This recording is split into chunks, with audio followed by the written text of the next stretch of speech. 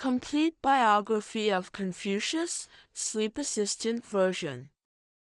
Dear friends, at this moment, please relax your body, adjust your breathing, and slowly close your eyes.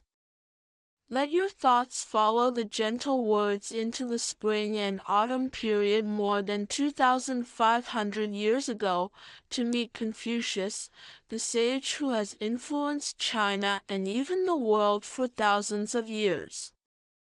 We do not pursue a hasty rhythm or tell intense conflicts. We only sort out the trajectory of his life in the calmest tone and feel the tenderness and perseverance in his bones.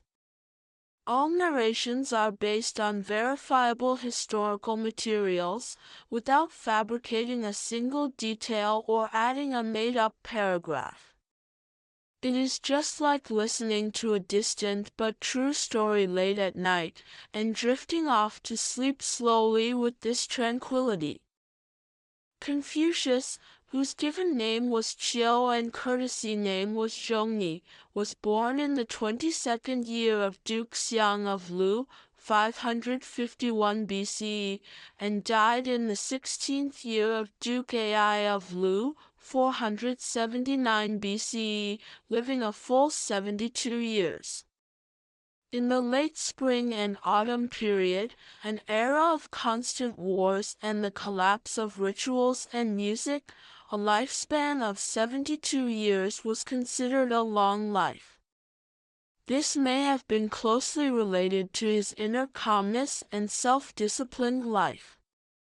His life had no earth-shaking hegemony or extraordinary feats, but with his lifelong perseverance, he pioneered private teaching, sorted out cultural classics from ancient times, put forward far-reaching ideological propositions, and was revered by later generations as the greatest sage and teacher and the model teacher for all ages.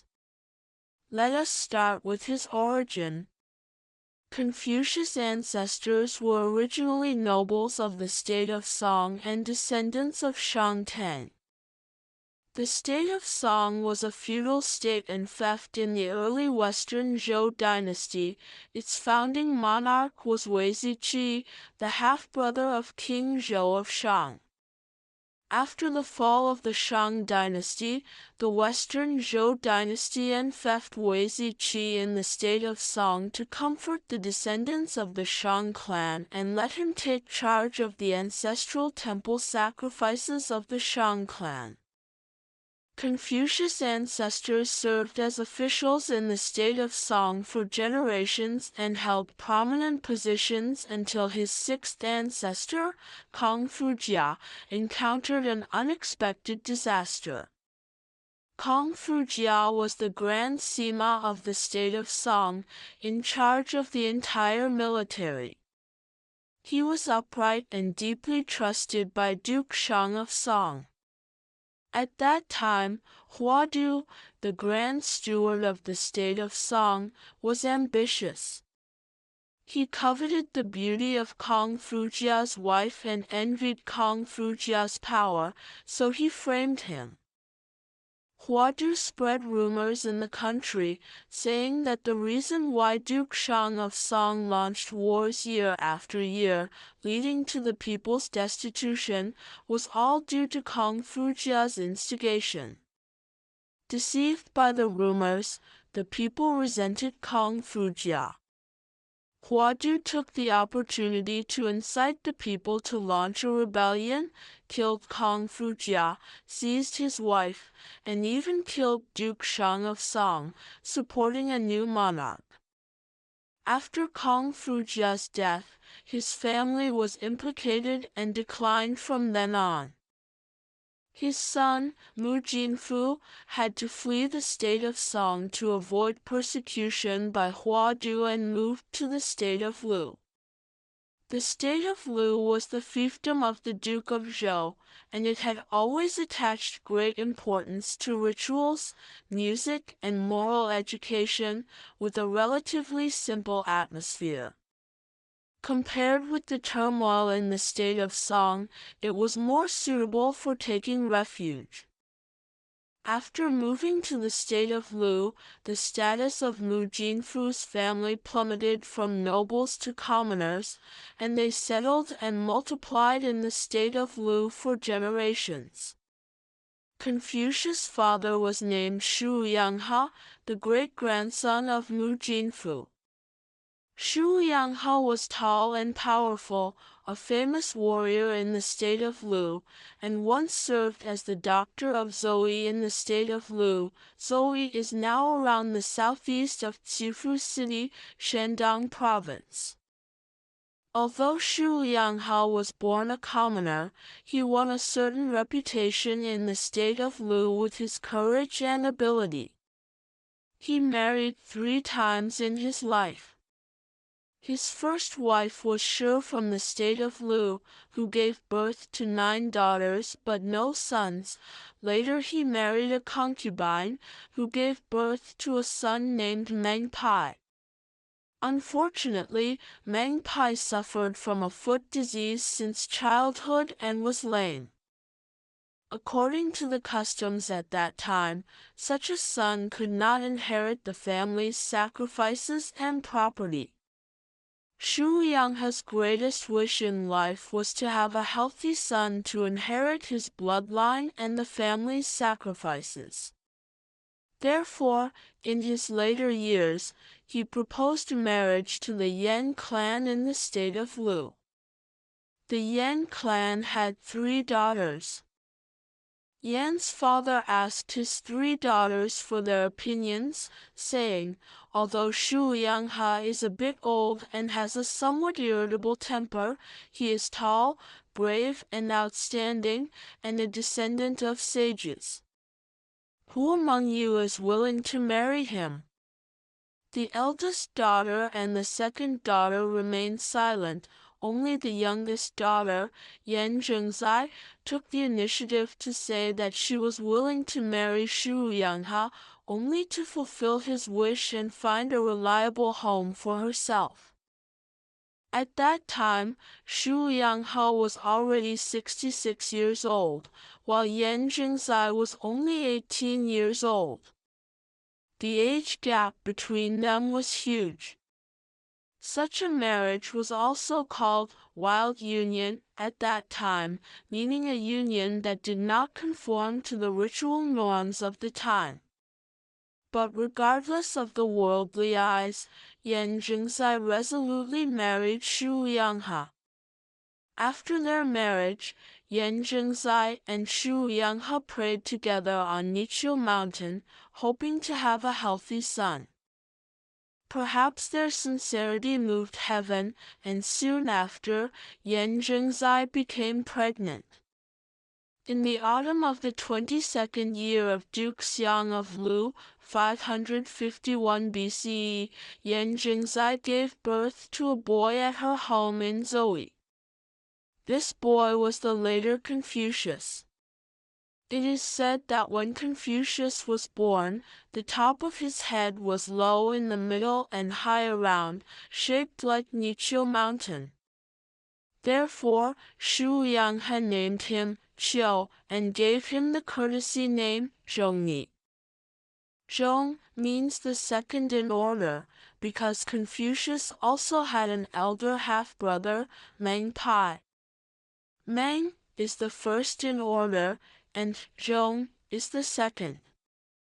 After Confucius was born, the life of the family was not rich but relatively stable. Because Shu Yanghe had a son in his old age, he loved Confucius very much and placed high hopes on him, hoping that he could revitalize the family's reputation and become a promising person when he grew up. Unfortunately, the happy time did not last long. When Confucius was 3 years old, Shu Yanghe, who was 66 years old, passed away due to old age and physical decline, as well as injuries left by years of military campaigns. After Shu Yanghe's death, Yan Zhengzai, taking the young Confucius and the disabled Meng Pai, was driven out of the house by Shu Yanghe's principal wife, Shi. Shi had always envied Yan Zhengzai and her healthy son Confucius. Now that Shu Yanghe was dead, she had no scruples anymore, so she took the opportunity to drive the mother and son out of the house and seized Shu Yanghe's property. Helpless, Yan Zhengzai had to take the two children away from Zoe and move to Qifu, the capital of the state of Lu. Qifu was the capital of the state of Lu, as well as the political, economic, and cultural center of the state of Lu at that time. It was popular with rituals and music, gathered many scholars, and had a strong cultural atmosphere. The reason why Yan Zhengzai chose to move to Qifu was, on the one hand, to avoid persecution by Shi, and on the other hand, to let Confucius grow up in a good environment and receive a better education. After moving to Qifu, Yan Zhengzai's life became very difficult. She had no property at all, and could only barely support the family of 3 by spinning, weaving, washing clothes, and cooking. She had to take care of the young Confucius and the disabled Meng Pai, working day and night, and her health gradually became weak. But even in such difficult life, Yan Zhengzai never gave up educating Confucius. She often told Confucius stories of ancient sages, taught him to read, write, and count, and guided him to develop an upright, kind, and modest character. Yan Zhengzai was a very foresight and wise woman. She deeply knew that for a commoner child without background or property, only through learning could he change his fate and become a promising person. She often admonished Confucius to be honest and trustworthy, treat others with kindness and generosity, work diligently, not to resort to fraud, and not to covet comfort. These teachings, like a seed, took deep root in Confucius' heart and influenced his whole life. From an early age, Confucius showed different characteristics from other children of the same age. Unlike other children who liked to play around, he liked to imitate the ritual behaviors of adults. When he was a child, because his family was poor, Confucius had no chance to enter official schools to study, so he could only learn from his mother at home or secretly observe the people around him to learn various rituals. He often took some soil, made them into the shape of ritual vessels, and imitated the rituals of adults' sacrifices and worships, meticulously and solemnly, as if he were holding a grand ceremony. When the neighbors saw Confucius like this, they all felt very strange and talked about it one after another, saying that this child would definitely not be an ordinary person in the future. Someone asked Confucius, "Why don't you like to play with other children, but only like to do these things that adults do?" Confucius replied, "Playing can only bring temporary happiness, while learning rituals can help us understand the principles of being a person and become a cultivated person." Confucius' eagerness to learn was not only reflected in imitating rituals, but also in his love for reading. Whenever he had the opportunity, he would ask others for advice. At that time, there were many knowledgeable people in Qifu. Regardless of their status or wealth, as long as they were knowledgeable, Confucius would take the initiative to visit them and humbly listen to their teachings. He once said, "When 3 people walk together, there must be a teacher for me." I choose their good qualities to follow, and correct my own shortcomings by their bad qualities. This sentence is not only his famous saying, but also a portrayal of his whole life. When Confucius was 7 years old, he began to systematically learn various kinds of knowledge, including rituals, music, archery, charioteering, writing, and mathematics, which were known as the 6 arts at that time. The 6 arts were 6 skills that the children of nobles in the Western Zhou dynasty must learn, and also an important standard to measure whether a person was talented and cultivated at that time. Rituals referred to ritual norms, including rituals on various occasions such as sacrifices, worships, weddings, funerals, and weddings. Music referred to music and dance, including the performance of various musical instruments and various dances. Archery was the military skill that the children of nobles must master at that time. Charioteering was also an important military skill and way of travel. Writing was reading, writing, and literacy. Mathematics was arithmetic. For Confucius, who was born a commoner, it was very difficult to systematically learn the 6 arts. Because the official schools at that time only recruited the children of nobles, and the children of commoners were not eligible to enter official schools to study. Confucius could only rely on his own efforts, seek famous teachers everywhere, borrow books, and accumulate knowledge and master skills little by little. When he learned rituals, he carefully studied every detail and imitated every action until he fully mastered them. When he learned music, he practiced various musical instruments repeatedly and recited various music scores until he could play them proficiently. When he learned archery, he practiced every day, studied archery skills assiduously, and finally became a master of archery. When he learned charioteering, he carefully studied the method of driving and was familiar with the structure of various vehicles, and finally could drive various carriages proficiently. When he learned reading and writing, he read extensively, practiced calligraphy assiduously, and finally became a knowledgeable person with exquisite calligraphy. When he learned arithmetic, he carefully studied various arithmetic methods and practiced repeatedly, and finally could solve various arithmetic problems proficiently.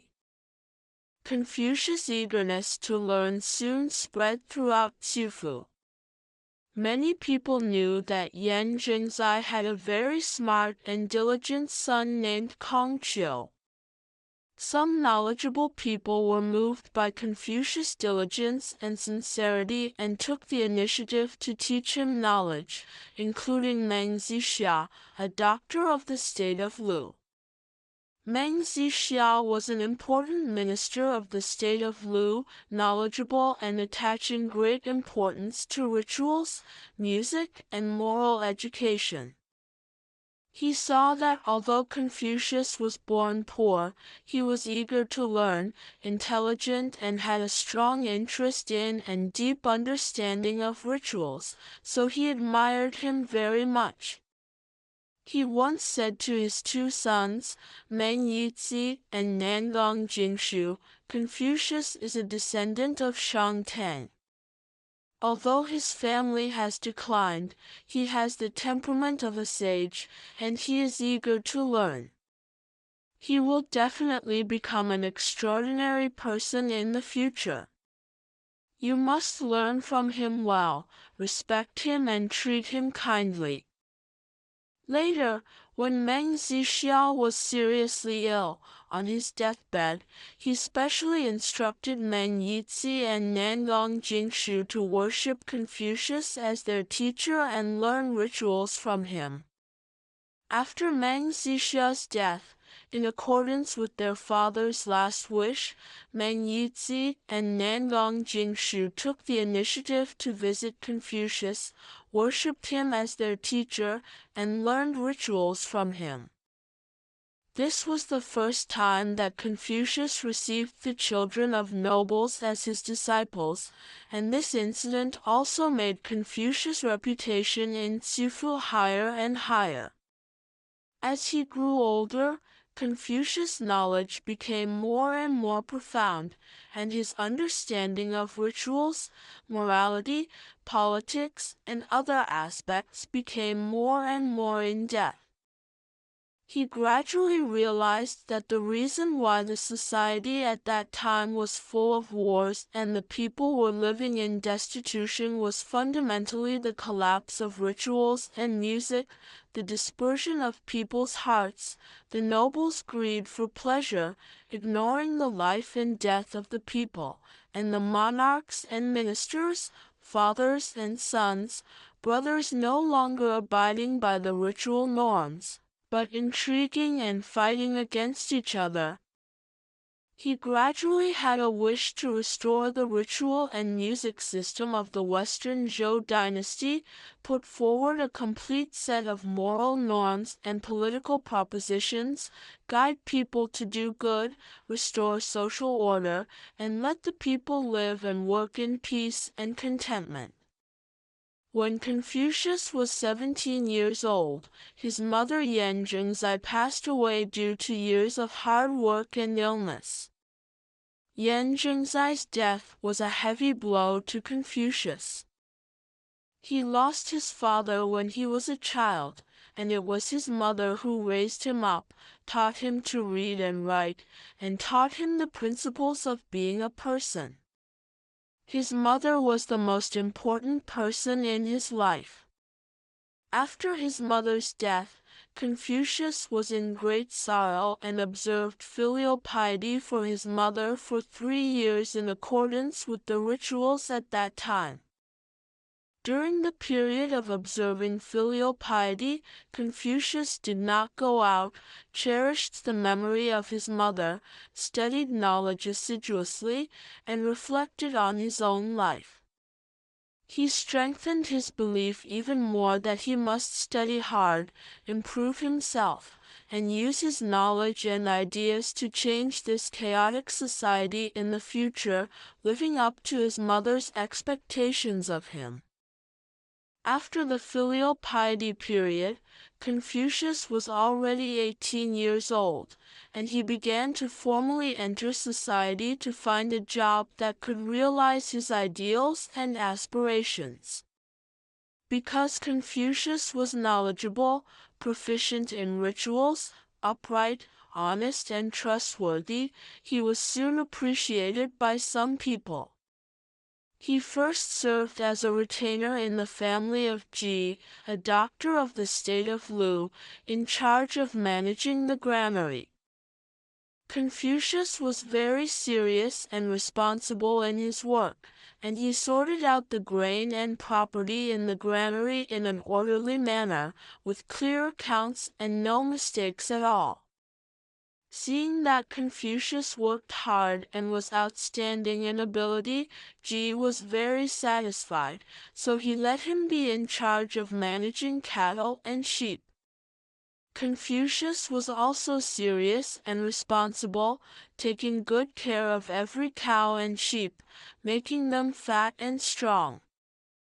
During his time as a retainer in the family of Ji, although his work was trivial and his status was not high, he did not complain or give up his ideals and pursuits.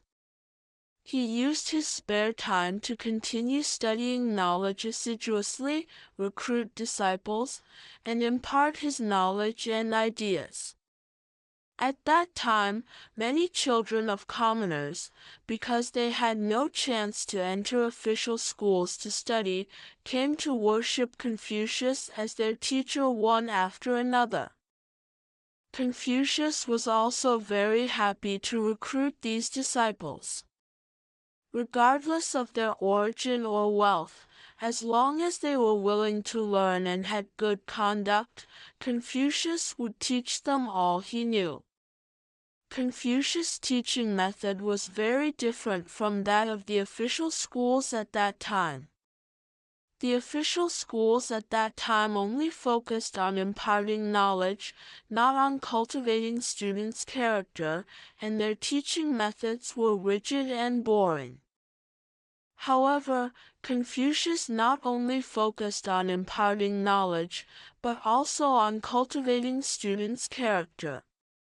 He advocated teaching students in accordance with their aptitude, adopting different teaching methods according to each student's character, talent, and interests, guiding students to give play to their strengths and make up for their weaknesses.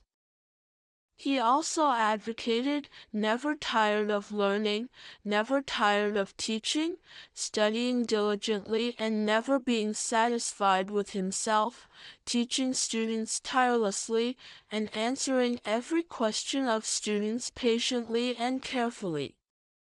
Confucius had more and more disciples, including both commoners and nobles, and even some people from other vassal states.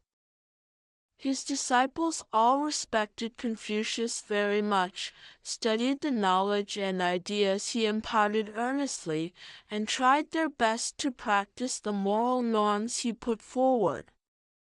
Most of these disciples later became knowledgeable, cultivated, and promising people. They spread Confucius ideas everywhere, laying a solid foundation for the formation and development of Confucianism.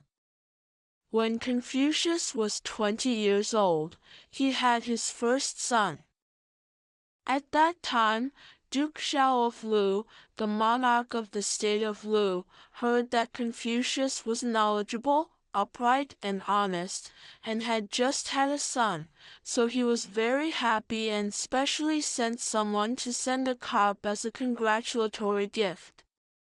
Confucius was very grateful for Duke Xiao of Lu's reward, so he named his son Li and gave him the courtesy name Boyu to commemorate Duke Xiao of Lu's reward and express his gratitude to Duke Xiao of Lu. When Confucius was 21 years old, because he worked well in the family of Ji, was knowledgeable and had a higher and higher reputation, he was appointed as the manager of pastures by Duke Xiao of Lu, in charge of managing the pastures, cattle, and sheep of the state of Lu.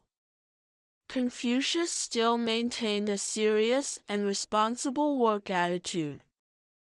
He carefully managed the pastures, improved the forage, took good care of the cattle and sheep, making the number of cattle and sheep in the state of Lu more and more fat and strong, which was deeply appreciated by Duke Xiao of Lu.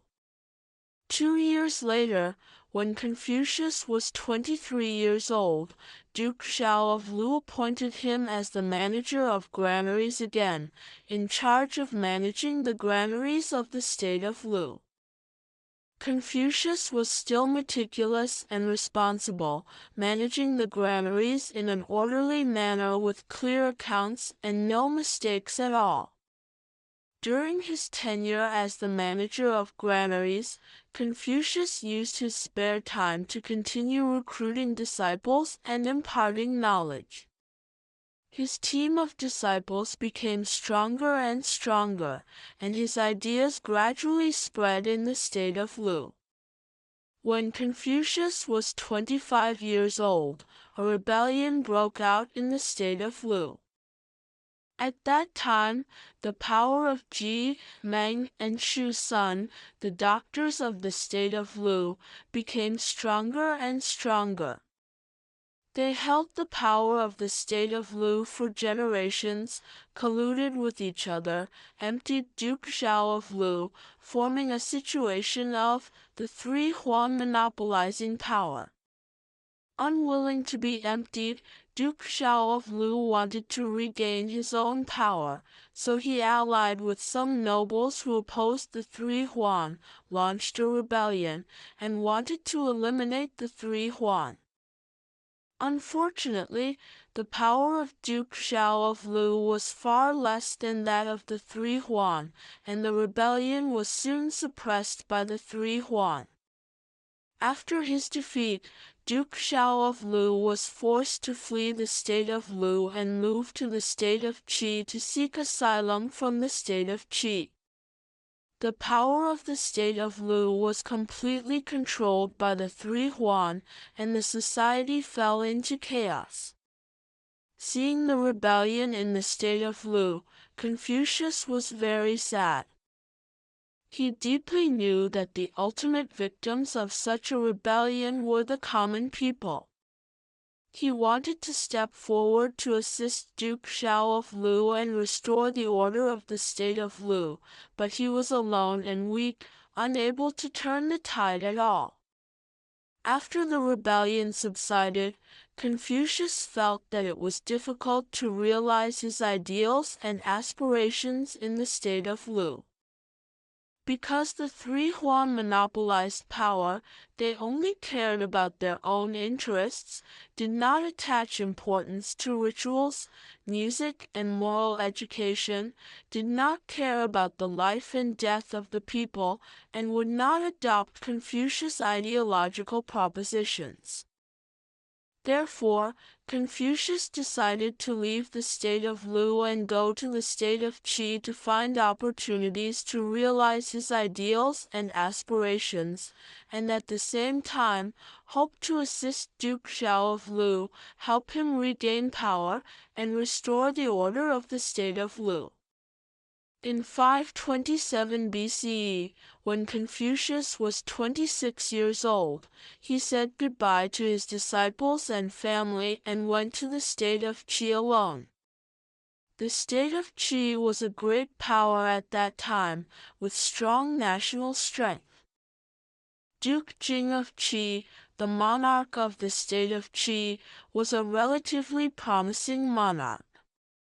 He once appointed Guanzhong as his prime minister, reformed the internal affairs, developed production, making the state of Qi one of the 5 hegemons of the spring and autumn period. Confucius believed that Duke Jing of Qi was a monarch who could adopt talented people. As long as he could be appreciated by Duke Jing of Qi, he would definitely be able to realize his ideals and aspirations. After arriving in the state of Qi, Confucius first visited Yanning, a doctor of the state of Qi. Yanning, courtesy name Pingzheng, was an important minister of the state of Qi, knowledgeable, upright, eloquent, deeply trusted and reused by Duke Jing of Qi, and also a famous statesman and thinker at that time. Confucius had long heard of Yan Ying's reputation, admired him very much, wanted to ask him for advice, and also hoped to get an audience with Duke Jing of Qi through Yan Ying. After meeting Yan Ying, the two had a long talk. Confucius elaborated on his ideological propositions to Yan Ying, advocating the restoration of the ritual and music system, the implementation of benevolent governance, attaching importance to moral education, caring about the life and death of the people, hoping that through these measures the society could restore order and the people could live and work in peace and contentment. After listening to Confucius' elaboration, Yan Ying did not express his approval, but put forward different opinions. Yan Ying believed that in the spring and autumn period, society had undergone tremendous changes, and the ritual and music system of the Western Zhou dynasty was already outdated and could not be restored. Moreover, Confucius' ideological propositions were too idealistic and unrealistic, and could not be implemented in the social background at that time. He also believed that Confucius paid too much attention to rituals and cumbersome etiquette, which would not only waste a lot of time and energy, but also restrict people's thoughts and behaviors, which was not conducive to social development. In addition, Yan Ying was also worried that if Confucius was appreciated and reused by Duke Jing of Qi, he would use his position and influence to support Duke Xiao of Lu, thereby threatening the interests of the state of Qi. Because of Yan Ying's opposition, Duke Jing of Qi did not summon Confucius immediately. Confucius was not discouraged. He stayed in the state of Qi, studied knowledge assiduously, sought talented people everywhere, spread his ideological propositions, and waited for the opportunity to be summoned by Duke Jing of Qi. During his stay in the state of Qi, Confucius also visited many places in the state of Qi, understood the customs, political situation, and social conditions of the state of Qi, and also met some talented people in the state of Qi, discussing knowledge and exchanging ideas with them. After staying in the state of Qi for more than a year, Confucius finally got an audience with Duke Jing of Qi. Duke Jing of Qi summoned Confucius and asked him for advice on political issues, asking him how to govern the country, how to make the people live and work in peace and contentment, and how to make the country strong. Confucius elaborated on his thought of benevolent governance to Duke Jing of Qi, advocating governing the country with virtue, believing that the monarch should set an example, take the lead in abiding by the ritual norms, attach importance to moral education, care about the life and death of the people, reduce the taxes and corvée of the people, and let the people work at ease and live and work in peace and contentment. Confucius also refuted Yan Ying's views. He believed that the ritual and music system of the Western Zhou dynasty was formulated by ancient sages, containing profound truths, and was an important basis for governing the country and regulating people's behaviors. Although the times had changed, the core ideas of the ritual and music system were not outdated and should be inherited and carried forward, rather than completely abandoned. He also believed that paying attention to rituals was not cumbersome and wasteful, but an important way to cultivate people's accomplishment and morality, regulate people's behaviors, and make the society orderly.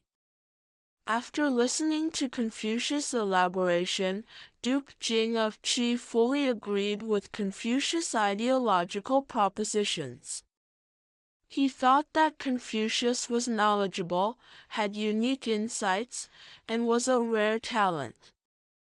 He wanted to reuse Confucius, appoint him as the Grand Doctor of the state of Qi, and let him assist himself in reforming internal affairs and implementing benevolent governance. But at this time, Yan Ying stood up against it again.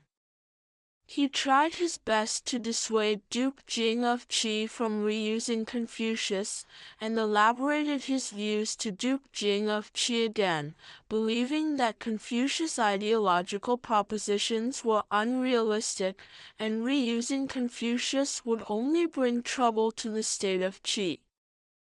In addition to Yan Ying's opposition, some nobles of the state of Qi also opposed reusing Confucius one after another. They were worried that if Confucius was appreciated and reused by Duke Jing of Qi, he would carry out reforms and damage their interests. Moreover, Confucius was from the state of Lu and always cared about the state of Lu. Reusing Confucius would probably involve the state of Qi in the disputes of the state of Lu, threatening the interests of the state of Qi.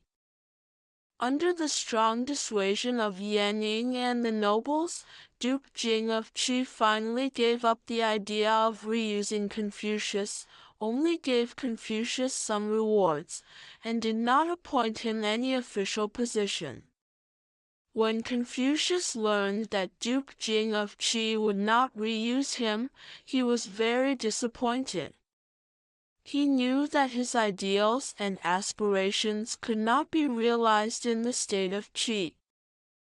Moreover, during his stay in the state of Qi, he also felt the exclusion and hostility from the nobles of the state of Qi, and there was no point in staying in the state of Qi any longer. Therefore, Confucius decided to leave the state of Qi and return to the state of Lu. In 525 BCE, when Confucius was 28 years old, he said goodbye to his friends in the state of Qi and returned to the state of Lu alone.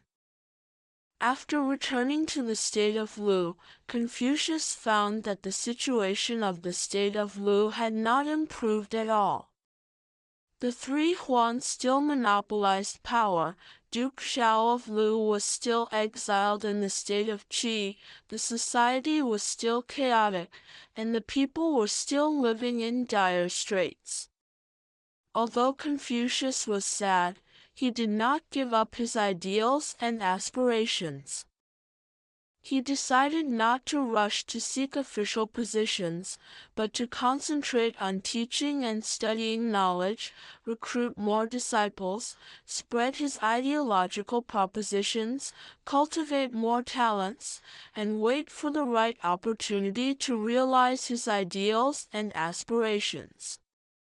After returning to the state of Lu, Confucius' reputation was higher than before. Because of his experience in the state of Qi, more people knew about his knowledge and ideas, and more people admired his perseverance and persistence. Many people, whether commoners or nobles, even people from other vassal states, came to worship Confucius as their teacher one after another. The team of Confucius disciples expanded rapidly, reaching hundreds of people. While teaching, Confucius also studied knowledge assiduously and sorted out cultural classics from ancient times.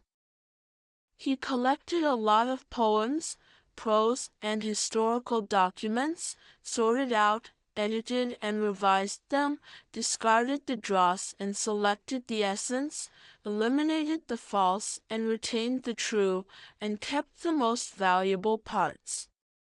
He also carefully studied the I Ching, made detailed interpretations and annotations on the I Ching, put forward his own insights and views, making the I Ching a work containing profound philosophical ideas.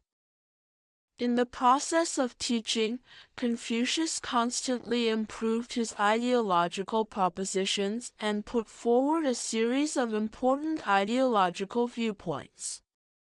He advocated benevolence, believing that benevolence is the foundation of being a person and the core of morality. Benevolence means loving others, caring for others, respecting others, treating others kindly, and putting oneself in others' shoes. Do not do to others what you do not want done to yourself. He advocated rituals, believing that rituals are an important basis for regulating people's behaviors and an important guarantee for maintaining social order. People should strictly abide by the ritual norms, and monarchs and ministers, fathers and sons, brothers and husbands and wives should get along in accordance with the ritual norms, each in their own position and performing their own duties. He advocated righteousness, believing that righteousness is the criterion of behavior. People should do things that conform to morality and justice, not do things that go against morality and justice, adhere to justice, oppose evil, attach importance to righteousness over profit, and not covet personal interests and damage the interests of others and society. He advocated wisdom, believing that wisdom is the ability to understand things and distinguish right from wrong. People should study diligently, improve their wisdom, distinguish right from wrong, distinguish good from evil, not be deceived by rumors, and not be controlled by desires. He advocated integrity, believing that integrity is the basic criterion of being a person. People should be honest and trustworthy, consistent in words and deeds, not deceive others, and not break their promises. Only by being honest and trustworthy can we win the trust and respect of others and establish good interpersonal relationships. He also advocated the mean, believing that the mean is the highest moral state. People should grasp the proper measure, neither biased nor one-sided, neither excessive nor insufficient, and achieve the right balance, so as to realize the harmonious coexistence between man and nature, man and society, and between people. These ideological propositions of Confucius are interrelated and complementary, forming a complete ideological system, namely Confucianism. This ideological system contains profound truths and is full of humanistic care. It not only had an important impact on the society at that time, but also had a far-reaching impact on China and even the world in later generations. When Confucius was 30 years old, his teaching career reached a new height. His disciples were already all over the state of Lu, and even some disciples from other vassal states, such as Zilu from the state of Wei, Sima Niu from the state of Song, and Xiu from the state of Wu. These disciples not only studied Confucius' knowledge and ideas earnestly, but also tried their best to practice the moral norms put forward by Confucius, spreading Confucius' ideas in their respective places and influencing more people. Zilu, whose given name was Zhongyu and courtesy name was Zilu, was a commoner from the state of Wei. He was straightforward, brave and combative, upright, honest and trustworthy. He heard that Confucius was knowledgeable and upright, so he came to worship Confucius as his teacher. At first, Zilu did not believe in Confucius and even often contradicted him, but Confucius was not angry. Instead, he taught and guided him patiently, making him understand the principles of being a person, learn to control his temper, and improve his accomplishment. Under Confucius' teaching, Zilu gradually became humble, gentle, eager to learn, and became one of Confucius' most capable disciples and one of the people Confucius trusted most. Sima Niu, whose given name was Geng and courtesy name was Xinyu, was a noble from the state of Song. His elder brother was Huan Chui, a doctor of the state of Song. Huan Chui was ambitious and cruel. Sima Niu hated his elder brother very much, so he fled the state of Song, came to the state of Lu, and worshipped Confucius as his teacher. Sima Niu was introverted and sentimental, often worried about his origin and his elder brother's deeds. Confucius comforted him patiently, telling him that the most important thing for a person is to have good conduct. As long as he can adhere to moral norms and strive to improve his accomplishment, he does not need to care about his origin or worry about the deeds of others. Under Confucius' teaching, Sima Niu gradually became cheerful, optimistic, eager to learn, and became a knowledgeable and cultivated person. Xiao, whose given name was Yan and courtesy name was Xiao, was a noble from the state of Wu. He was knowledgeable, eloquent, and had a strong interest in and deep understanding of rituals and music. He heard that Confucius was knowledgeable and proficient in rituals and music, so he came to worship Confucius as his teacher. Under Confucius' teaching, Xiao studied rituals and music assiduously, studied Confucius' ideological propositions earnestly, and finally became one of the representatives of Confucius' disciples who were proficient in rituals and music. Later, he also served as a doctor in Wuchang of the state of Lu, implementing Confucius' ideological propositions, attaching importance to rituals, music, and moral education, making the social atmosphere of Wuchang very simple.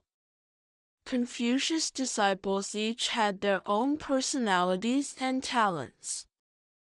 Confucius always adhered to the teaching method of teaching students in accordance with their aptitude, adopting different teaching methods according to the characteristics of each disciple, guiding them to give play to their strengths and make up for their weaknesses. He cared about every disciple very much, not only their study, but also their life and growth, just like treating his own children. The disciples also respected and loved Confucius very much, regarded Confucius as their own father, obeyed Confucius' teachings, and accompanied Confucius. When Confucius was 33 years old, Duke Xiao of Lu passed away after 7 years of exile in the state of Qi. After Duke Xiao of Lu's death, the three Huan supported Ji Song, the younger brother of Duke Xiao of Lu, as the monarch, namely Duke Ding of Lu. After Duke Ding of Lu ascended the throne, although he was nominally the monarch of the state of Lu, in fact, the power was still controlled by the three Huan, and he had no real power. Duke Ding of Lu knew that Confucius was knowledgeable, upright, and honest, and had a high reputation. He wanted to reuse Confucius, and with the help of Confucius' reputation and knowledge, weaken the power of the three Huan and regain his own power. But at this time, Confucius did not rush to accept Duke Ding of Lu's appointment. He knew that the power of the three Huan was very strong, and Duke Ding of Lu did not have enough strength to compete with the three Huan. If he rashly accepted the appointment, he would not only be unable to realize his ideals and aspirations, but also might bring himself fatal disaster. Therefore, Confucius decided to continue to concentrate on teaching and studying knowledge, waiting for the right opportunity to accept Duke Ding of Lu's appointment and assist him in restoring the order of the state of Lu. When Confucius was 34 years old, he went to Lui, now Luoyang City, Hunan Province, to visit Laozi. Laozi, whose surname was Li, given name was Heir, and courtesy name was Dan, was a famous thinker and philosopher at that time, and also the founder of Taoism. He once served as the historian of the Royal Library of the Western Zhou dynasty, in charge of managing the books and archives of the Western Zhou dynasty. He was knowledgeable and had unique insights. Confucius had long heard of Laozi's reputation, admired him very much, wanted to ask him for advice on rituals and music, and also hoped to exchange ideas with him and learn from each other. After arriving in Loi, Confucius met Laozi. The two had a long talk. Confucius asked Laozi many questions about rituals, music, morality, politics, and other aspects, and Laozi answered them in detail one by one. Laozi's ideas were very different from Confucius' ideas. Laozi advocated governing by non-interference, believing that the monarch should not interfere too much in the lives of the people, but should conform to nature and let the people develop freely, so as to realize social harmony and stability. He also advocated Tao follows nature, believing that Tao is the origin of the universe and the law of the operation of all things. People should conform to the law of Tao and not go against the laws of nature. After listening to Laozi's elaboration, Confucius was deeply inspired. Although he did not fully agree with Laozi's ideological propositions, he believed that Laozi's ideas contained profound truths and were worth learning and drawing on. Laozi also appreciated Confucius' eagerness to learn, uprightness, kindness, and perseverance in his beliefs. He said to Confucius, "You are knowledgeable and have great aspirations, a rare talent, but you are too persistent in your ideals and aspirations, and pay too much attention to ritual norms. This will make you live very tired and may bring you trouble. You should learn to conform to nature, learn to be flexible, and not be too stubborn, so that you can better realize your ideals and aspirations."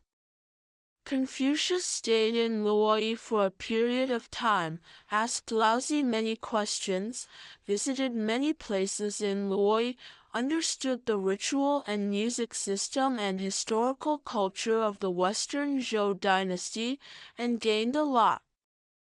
When leaving Loi, Laozi personally saw Confucius off.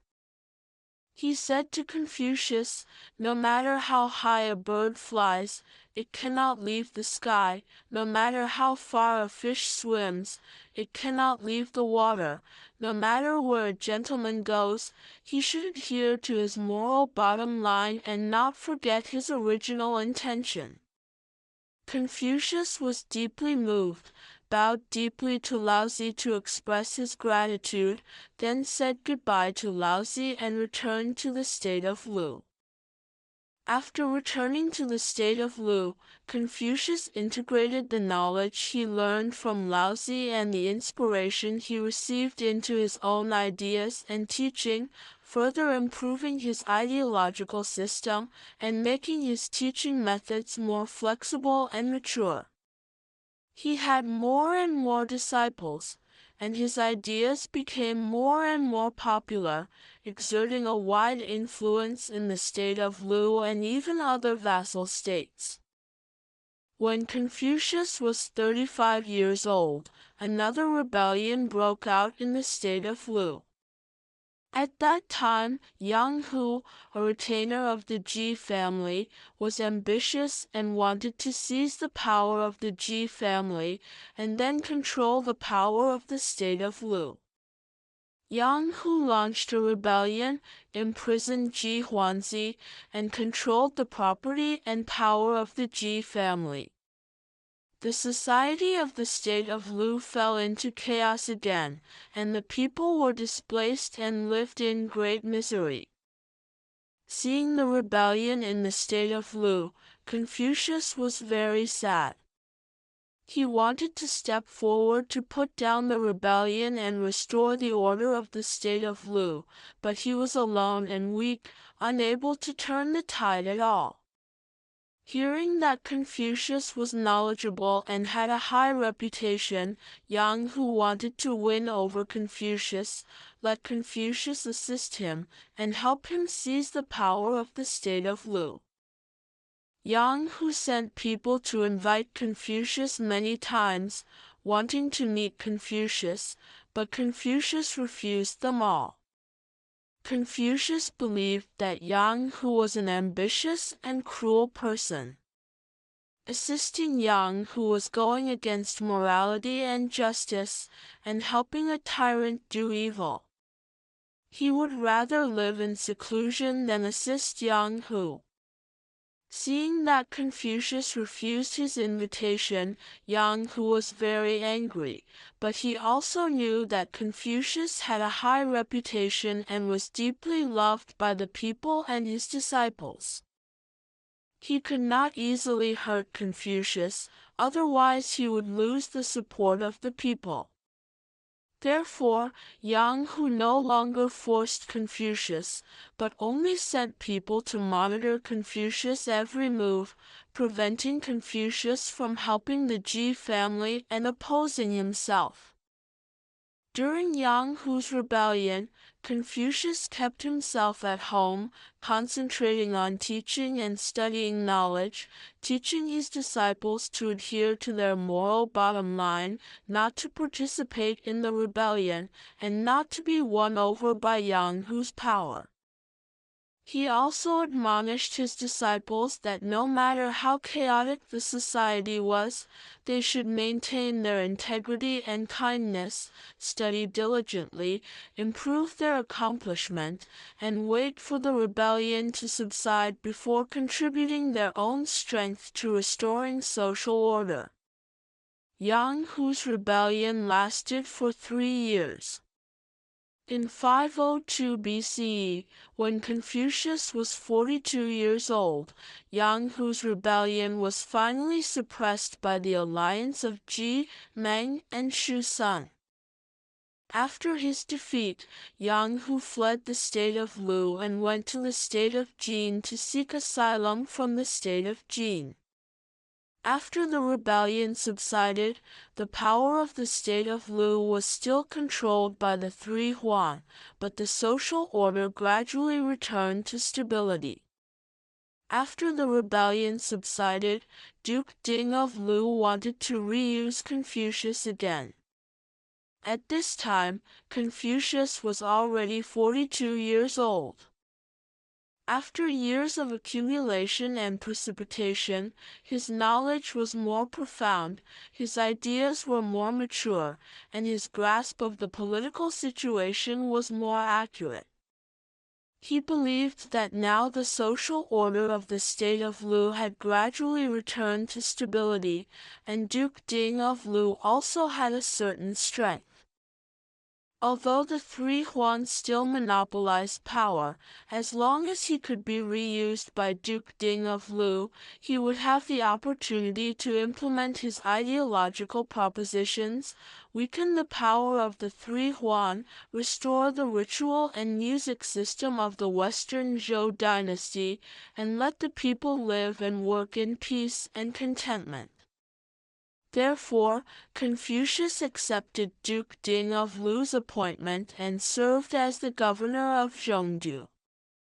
Zhengdu was an important city in the state of Lu, now around Wunshan County, Shandong Province.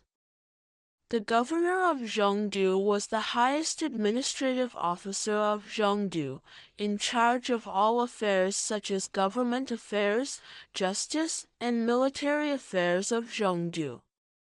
After serving as the governor of Zhengdu, Confucius immediately implemented his ideological propositions and took a series of measures to govern Zhengdu. First of all, Confucius rectified the social order of Zhengdu, formulated strict ritual norms and legal provisions, severely cracked down on illegal and criminal acts such as theft, robbery, and murder, making the society of Zhengdu very stable.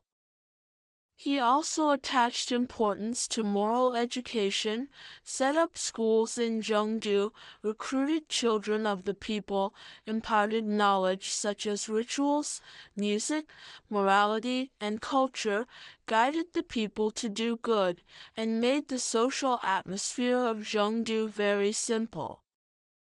Secondly, Confucius focused on developing production, reducing the taxes and corvée of the people, encouraging the people to reclaim wasteland, grow crops, raise cattle and sheep, allowing the people to work at ease, increase their income and improve their lives. He also rectified the market of Zhengdu, standardized the market order, prohibited behaviors such as price gouging and fraud, allowing the people to trade fairly and live and work in peace and contentment. In addition, Confucius also attached importance to people's livelihood and cared about the life and death of the people. He built water conservancy projects for the people, improved irrigation conditions, and helped the people resist natural disasters. He also set up nursing homes and orphanages to take in the elderly without children and orphans, so that they could be taken care of and spend their old age in peace. These measures of Confucius were unanimously supported and loved by the people of Zhengdu. The people all respected Confucius very much and called him the virtuous governor. Confucius governed Zhengdu for only 1 year, and great changes took place in Zhengdu. The society was stable, the folk customs were simple, the production developed, the people lived and worked in peace and contentment, and there were no thieves on the road and no need to close the doors at night. The governance achievements of Zhengdu soon spread throughout the state of Lu, and people from other vassal states came to Zhengdu one after another to learn Confucius' governance methods. Seeing the governance achievements of Zhengdu by Confucius, Duke Ding of Lu was very satisfied, believing that Confucius was a rare talent, so he decided to promote Confucius. In 501 BCE, when Confucius was 43 years old, Duke Ding of Lu appointed Confucius as the junior minister of works of the state of Lu. The junior minister of works was an important minister of the state of Lu, in charge of civil engineering, water conservancy projects, urban construction, and other affairs of the state of Lu, second only to the senior minister of works. After serving as the junior minister of works, Confucius still maintained a serious and responsible work attitude. He rectified the civil engineering and water conservancy projects of the state of Lu, built many water conservancy facilities, roads, and bridges, improved the traffic and irrigation conditions of the state of Lu, and promoted the production development of the state of Lu. Soon after, because Confucius worked well, Duke Ding of Lu appointed Confucius as the Minister of Justice of the state of Lu, and at the same time acted as the Prime Minister. The Minister of Justice was the highest judicial officer of the state of Lu, in charge of judicial and prison affairs of the state of Lu. Acting as the Prime Minister meant acting as the Prime Minister, in charge of assisting Duke Ding of Lu and handling the government affairs of the state of Lu. After serving as the Minister of Justice and acting as the Prime Minister, Confucius became an important minister of the state of Lu, holding great power, and finally had the opportunity to realize his ideals and aspirations. After serving as the Minister of Justice and acting as the Prime Minister, Confucius immediately implemented a series of reform measures, rectifying various aspects of the state of Lu such as politics, economy, culture, and justice, striving to restore the ritual and music system of the Western Zhou dynasty, implement benevolent governance, and make the state of Lu strong. In terms of politics, Confucius rectified the bureaucratic system of the state of Lu, dismissed those incompetent, corrupt, and greedy officials, promoted a group of knowledgeable, capable, and upright people, making the bureaucratic system of the state of Lu more honest and efficient. He also advocated governing the country with virtue, requiring officials to set an example, take the lead in abiding by ritual norms, attach importance to moral education, care about the life and death of the people, not covet personal interests, and not oppress the people. In terms of justice, Confucius advocated governing the country with virtue and educating people with rituals, opposing harsh punishments and strict laws, advocating light punishment and heavy education. He believed that people should be guided to do good through moral education, so that people could consciously abide by the law, rather than forcing people to abide by the law through severe punishment. He also formulated strict judicial procedures, requiring judicial officials to administer justice impartially, not favor personal interests, not favor the powerful and noble, so that the people could be treated fairly and impartially.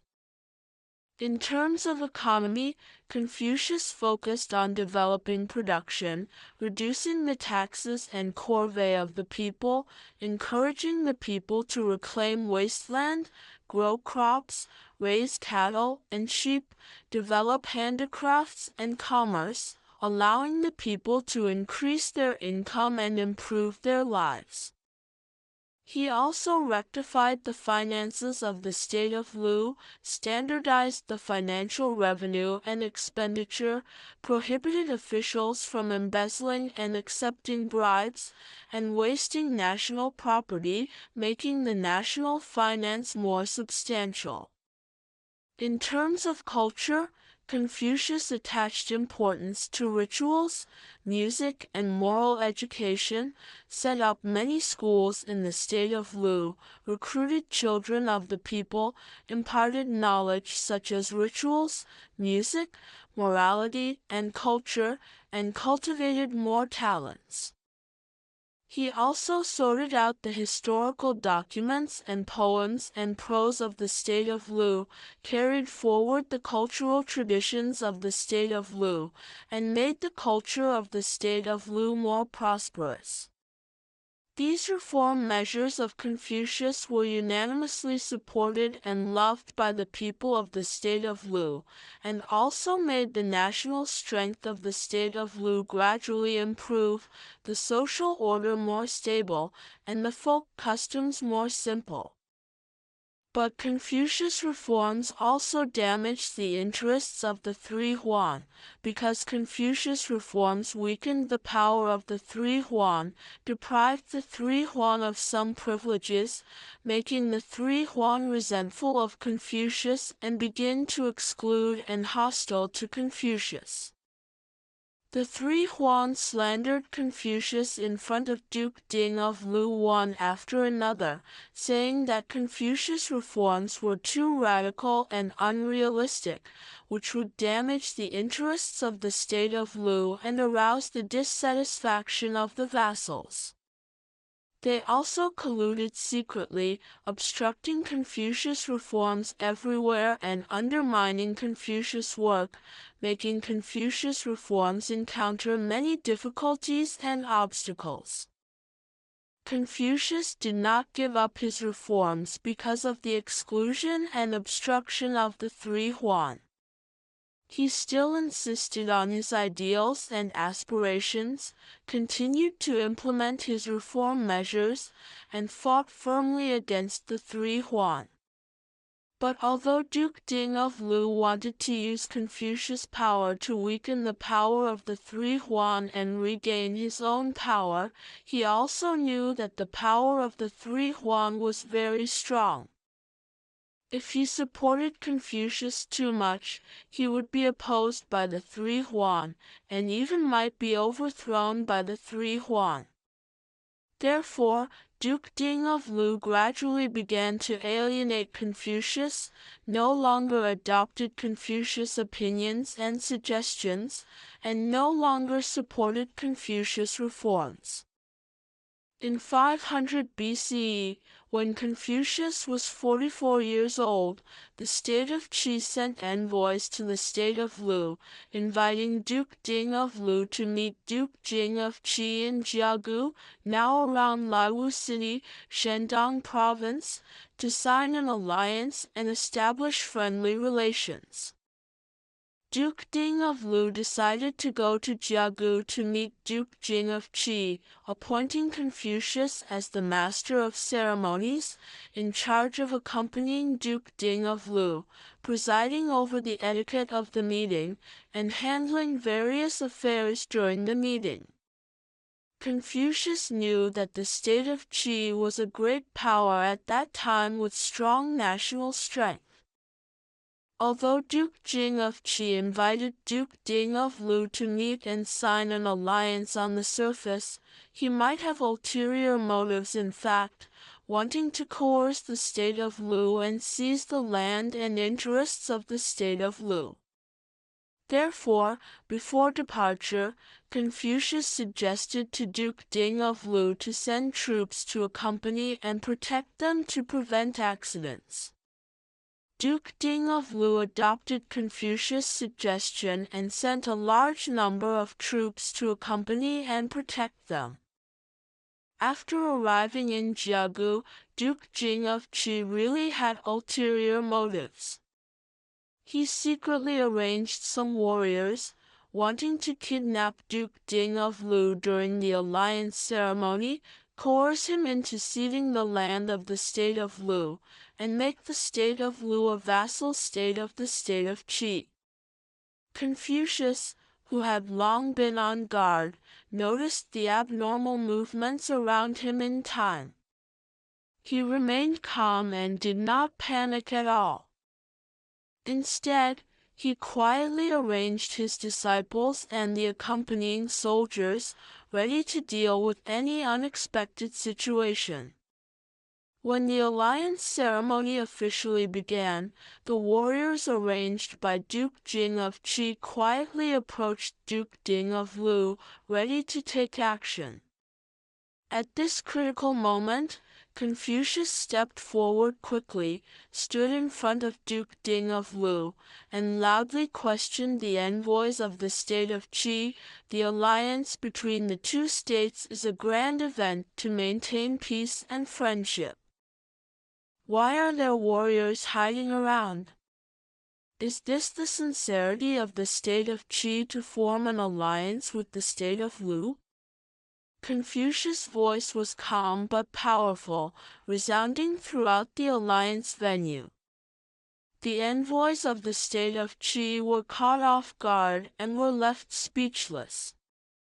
Duke Jing of Qi, who was hiding behind the scenes, also did not expect that Confucius would be so vigilant and dare to question him publicly. He had to come out in embarrassment, ordered the warriors to retreat, and apologized to Duke Ding of Lu, saying that it was just a misunderstanding and that he had arranged the warriors only to protect the safety of the two monarchs. Confucius knew that Duke Jing of Qi was telling a lie, but he did not expose it directly. Instead, he took the opportunity to persuade Duke Jing of Qi, saying, "The reason why the state of Qi can become a great power is not only because of its strong national strength, but also because of its credibility and benevolence." If the state of Qi coerces the state of Lu by means of fraud and force, it will lose the trust of other vassal states, which is not conducive to the long-term stability and development of the state of Qi. Only by forming alliances with other vassal states with sincerity and benevolence can the state of Qi maintain its status as a great power.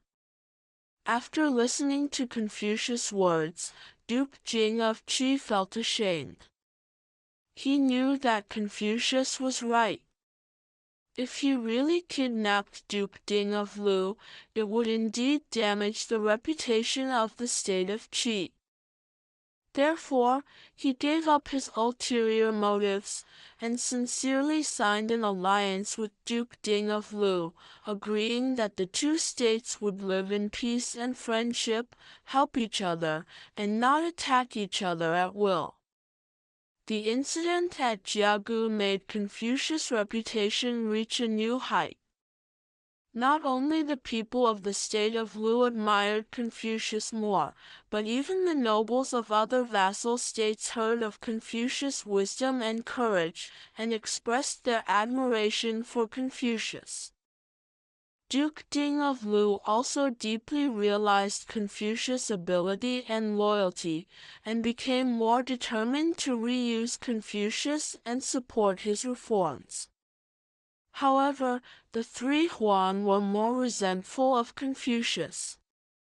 They knew that if Confucius continued to be reused by Duke Ding of Lu, their power would be further weakened, and even their interests would be completely deprived. Therefore, they colluded more secretly, trying to get rid of Confucius and prevent his reforms from continuing. They spread rumors everywhere, slandering Confucius for being ambitious, wanting to usurp the power of the state of Lu, and even colluding with the state of Qi to harm the interests of the state of Lu. These rumors spread widely in the state of Lu, and some ignorant people were deceived by the rumors, beginning to doubt Confucius. Although Duke Ding of Lu did not fully believe these rumors, he was also affected by them, and his trust in Confucius gradually decreased. He began to restrict Confucius' power, and no longer let Confucius take charge of important government affairs, making Confucius' reforms difficult to continue. Confucius felt very helpless and sad. He had devoted all his efforts to the state of Lu, hoping to restore the ritual and music system, implement benevolent governance, and let the people live and work in peace and contentment. But he did not expect that his efforts would be obstructed everywhere, and he would even be slandered and framed. He deeply realized that as long as the three Huan monopolized power, his ideals and aspirations would never be realized in the state of Lu. In 497 BCE, when Confucius was 55 years old, he made a difficult decision: to leave the state of Lu, travel around the various vassal states, spread his ideological propositions, and look for a monarch who could adopt his ideas and let him realize his ideals and aspirations. He said goodbye to his disciples and relatives, and set off with a group of loyal disciples, starting his journey of traveling around the states that lasted for 14 years. Confucius and his disciples traveled through many vassal states, including Wei, Zheng, Chen, Kai, Chu, and other countries. They experienced countless hardships and dangers along the way. Sometimes they were chased and intercepted by the nobles of the vassal states, sometimes they were short of food and clothing, and even almost lost their lives. But Confucius never gave up his ideals and aspirations. He always maintained a calm and optimistic attitude, and took every opportunity to spread his ideological propositions to the monarchs and nobles of the vassal states. When they arrived in the state of Wei, Confucius was received by Duke Ling of Wei. Duke Ling of Wei heard of Confucius' reputation and wanted to reuse Confucius, but he was only interested in Confucius' reputation, not in his ideological propositions. He only gave Confucius a lot of rewards, but did not adopt any of Confucius' suggestions. Moreover, Duke Ling of Wei was greedy for pleasure, favored his concubine Nancy, ignored the government affairs, and made the state of Wei's political situation increasingly chaotic. Confucius knew that he could not realize his ideals in the state of Wei, so he left the state of Wei with his disciples. Then they went to the state of Zheng. When they arrived in the state of Zheng, Confucius and his disciples got separated. Confucius stood alone at the east gate of Zheng's capital, looking very desolate. A native of Zheng saw Confucius and told Zigong, one of Confucius' disciples, that there was a man standing at the east gate, whose forehead was like Yao, whose neck was like Gao Yao, whose shoulders were like Zikan, but whose lower body was shorter than you, looking like a homeless dog. When Zigong told Confucius what the native had said, Confucius did not get angry. Instead, he laughed and said, "He is right. I am indeed like a homeless dog. But even if I am a homeless dog, I will not give up my ideals and aspirations." After leaving the state of Zheng, Confucius and his disciples went to the state of Chen. The state of Chen was a small vassal state, with weak national strength and often invaded by other vassal states. Duke Huang of Chen admired Confucius' knowledge and ideas, but he did not have the ability to adopt Confucius' suggestions and implement benevolent governance. He could only treat Confucius and his disciples politely, but could not reuse them. Confucius stayed in the state of Chen for several years, but he still could not realize his ideals, so he had to leave the state of Chen.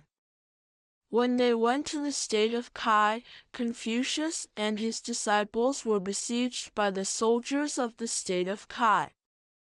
The reason was that the nobles of the state of Kai were worried that if Confucius was reused by the monarch of the state of Kai, their interests would be damaged, so they sent soldiers to besiege Confucius and his disciples, wanting to starve them to death.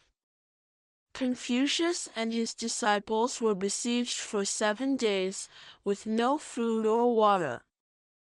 Some disciples were very desperate, but Confucius still remained calm. He taught his disciples to adhere to their moral bottom line, not to give up their ideals, and to face difficulties bravely. Finally, with the help of Zigong, Confucius and his disciples escaped from the siege. After escaping from the siege, Confucius and his disciples went to the state of Chu. The state of Chu was a great power in the south, with strong national strength. King Qing of Chu heard of Confucius' wisdom and courage, and wanted to reuse Confucius, appointing him as a high-ranking official and letting him assist himself in governing the state of Chu. But the nobles of the state of Chu opposed it strongly. They believed that Confucius' ideological propositions were not suitable for the state of Chu, and reusing Confucius would damage their interests. Under the opposition of the nobles, King Qing of Chu finally gave up the idea of reusing Confucius. Confucius felt very disappointed. He traveled around the vassal states for more than 10 years, experienced countless hardships and dangers, but he still could not find a monarch who could adopt his ideas and let him realize his ideals and aspirations. He deeply realized that the social situation of the spring and autumn period was already irreparable, and his ideals and aspirations were difficult to realize in such an era. In 484 BCE, when Confucius was 68 years old, he heard that Duke Ai of Lu had ascended the throne, and the political situation of the state of Lu had changed. Moreover, his disciples Ran Qiu had become an important minister of the state of Lu, and he repeatedly wrote to Confucius, inviting him to return to the state of Lu. Confucius missed his hometown and his disciples deeply, and he also knew that he was already old, so he made a decision to return to the state of Lu. When Confucius returned to the state of Lu, the people of the state of Lu welcomed him warmly. They lined the streets to welcome Confucius' return and expressed their admiration and respect for Confucius. Duke Ai of Lu also received Confucius politely, respected his knowledge and ideas, and often consulted Confucius on political issues, but he did not reuse Confucius, nor did he adopt his ideological propositions to reform the state of Lu. Because the power of the three Huan was still strong, Duke Ai of Lu did not dare to go against their will. Confucius knew that he would no longer have the opportunity to realize his political ideals, so he gave up the idea of seeking official positions and concentrated on teaching and sorting out cultural classics. He opened a school in Sifu, recruited a large number of disciples, and imparted his knowledge and ideas to them. He hoped that through his disciples, his ideas could be passed down, and one day they could be adopted by the monarchs of the vassal states, realizing his unfulfilled ideals. During this period, Confucius sorted out a large number of ancient cultural classics, including the Book of Songs, the Book of History, the Book of Rites, the Book of Music, the I Ching, and the Spring and Autumn Annals, which were later known as the Six Classics. He revised the Book of Songs, selecting 305 poems from more than 3,000 ancient poems, which reflected the life and emotions of the people in the Western Zhou dynasty and the early spring and autumn period. He sorted out the Book of History, collecting historical documents from the legendary Yao and Shun to the late Western Zhou dynasty, recording the political events and ideological concepts of ancient times. He compiled the Book of Rites, sorting out the ritual norms of the Western Zhou dynasty, recording various rituals and etiquette, and elaborating on the importance of rituals to society and individuals. He sorted out the Book of Music, collecting ancient music scores and dance moves, and explaining the relationship between music and morality, believing that music can cultivate people's sentiment and promote social harmony. He made detailed annotations on the I Ching, interpreting the philosophical ideas contained in it, and making the I Ching a classic work of Chinese philosophy. He wrote the Spring and Autumn Annals, recording the historical events of the state of Lu from the 7th year of Duke Yin of Lu to the 14th year of Duke Ai of Lu, a total of 242 years.